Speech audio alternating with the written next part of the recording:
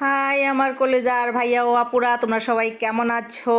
তোমাদের ঈদ কেমন কাটলো অবশ্যই কমেন্ট বক্সে জানাবা। আমার তো অনেক ভালোই গেল আজকে ঈদের দিনটা। এখন হচ্ছে আমি কোরবানির মাংস রান্না করব। তো হাঁড়িতে হচ্ছে মাংস ধুয়ে নিয়ে নিলাম। এরপর এখানে হচ্ছে একে একে সব ধরনের মশলাগুলো আমি দিয়ে দেব। তো প্রথমে হচ্ছে লবণ দিয়ে দিলাম,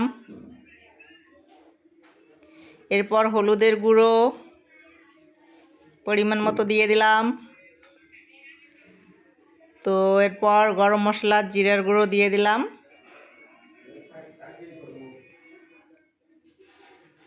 আর রসুন বাটা, আদা রসুন পেঁয়াজ বাটা, বাদাম বাটা, এই হচ্ছে শুকনো মরিচ বাটা, সমস্ত কিছু দিয়ে দিলাম। এখন হচ্ছে পরিমাণ মতো তেল আর কয়েকটা পেঁয়াজ কেটে দিয়ে দেব। এরপর মাংসটা আমি ভালো করে হাত দিয়ে মেখে নেব। তো এই হচ্ছে আমার মাংস মেখে নেওয়া হয়ে গিয়েছে। এখন হচ্ছে চুলায় বসিয়ে দিলাম, আর পাশের চুলায় হচ্ছে আজকে আমি হচ্ছে মাংসের যে চর্বিটা ছিল সেটা আলাদা করে এভাবে ভেজে তেল বের করে তরকারির উপর দিয়ে দিলাম।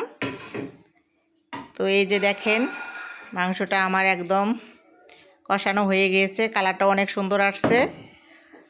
আর এখন আমি এখানে ঝোলের পানিটা দিয়ে দিলাম, গরম পানি। তো আর অল্প কিছুক্ষণ অপেক্ষা, তারপর আমার রান্নাটা হয়ে যাবে। তো কেমন হলো আজকে আমার বাদাম বাটা দিয়ে গরুর মাংসর রোস্টটা অবশ্যই কমেন্ট বক্সে জানাবা। আর রেসিপিটা যদি তোমাদের ভালো লেগে থাকে অবশ্যই বাসায় ট্রাই করে দেখবা, খেতে অনেক সুস্বাদু। আল্লাহ হাফেজ।